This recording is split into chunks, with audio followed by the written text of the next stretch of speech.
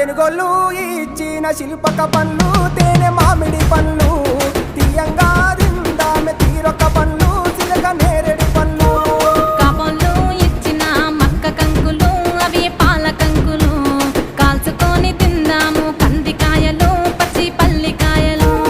గుజారి గుజారి మామిళ్ళ కిందో నల్ల మామిళ్ళ కింద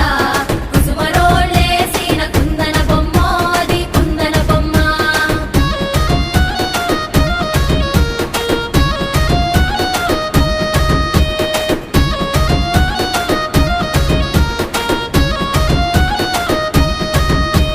బెస్తోలు పెట్టిన పచ్చి చేపలు అవి వట్టి చేపలు కమ్మంగా